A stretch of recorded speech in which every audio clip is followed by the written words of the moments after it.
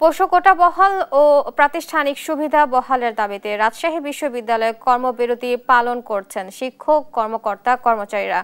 প্রশাসন ভবনের সামনে অবস্থান নিয়ে তারা এই কর্মসূচি পালন করছেন। এ নিয়ে আরো জানাতে সরাসরি যোগ দিচ্ছেন সহকর্মী কাজী শাহেদ। শাহেদ, দাবি আদায়ের বিষয়ে কি বলছেন শিক্ষক কর্মকর্তা কর্মচারীরা, এই বিষয়ে আমাদের জানাবেন। ধন্যবাদ। আমরা আছি রাজশাহী বিশ্ববিদ্যালয়ে। গত 4 দিন ধরেই রাজশাহী বিশ্ববিদ্যালয়ের শিক্ষক কর্মকর্তা কর্মচারীরা তাদের যে প্রাতিষ্ঠানিক সুবিধা আগে বহাল ছিল সেটি আবারও পুনরায় বহালের দাবিতে, যেটি বাতিল করা হয়েছে এবছরের 2 জানুয়ারি, সেটি বহালের দাবিতে আন্দোলন করছেন। এবং আমরা যদি দেখি যে রাজশাহী বিশ্ববিদ্যালয়ের যে প্রশাসন ভবন আছে, উপাচার্যের দপ্তর, তার সামনে দাঁড়িয়েই বসেই শিক্ষক কর্মকর্তা কর্মচারীরা কর্মবিরতি ও অবস্থান ধর্মঘট পালন করছেন। তারা যেটি বলছেন যে সকল বৈষম্য দূর করে এবং প্রাতিষ্ঠানিক সুবিধা আগে যেটি বহাল ছিল সেটি তারা যেটি পেতেন সেটি বহালের দাবিতেই মূলত তাদের এই অবস্থান এবং কর্মবিরতি।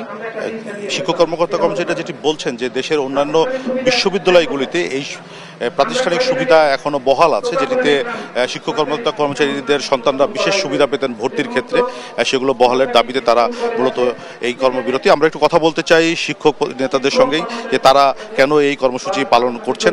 আপনার কাছ থেকে একটু জানতে চাই যে আপনাদের দাবিগুলি কি কি এবং আপনারা কেন এই কর্মসূচি পালন করছেন। ধন্যবাদ।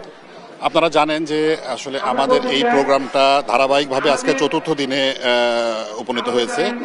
আসলে এখানে আমাদের যে দাবিগুলো সেটা কিন্তু সুস্পষ্ট করেছি আমরা আগেই, যে সেখানে আমাদের প্রাতিষ্ঠানিক যে সুবিধাগুলোর কথা বলা হচ্ছে তার মধ্যে আমাদের আরও অনেক কিছুই আছে, যেমন আমাদের নিরাপত্তার ব্যাপারটা রয়েছে হচ্ছে আমাদের আবাসিকতার যে ব্যাপারটা রয়েছে, পরিবহন ব্যবস্থা, এর সাথে সাথে যেটা আরও রয়েছে যে আমাদের সন্তানদের যে একটা ভর্তির সুবিধা ছিল সেটা সব মিলিয়ে আসলে আমরা যেটা বলেছি যে বৈষম্যগুলো আমাদের করা হয়েছে। আসলে আমরা যেটা সুস্পষ্টভাবে যেটা বারবার বলার চেষ্টা করেছি যে আমরা কিন্তু কোনো অন্যায্য দাবি করিনি। আমাদের যে দাবি সেটা একেবারে সুস্পষ্ট, যেটা সারা বাংলাদেশের সমস্ত পাবলিক বিশ্ববিদ্যালয় সহ সরকারি কলেজ স্কুলেও বিদ্যমান রয়েছে।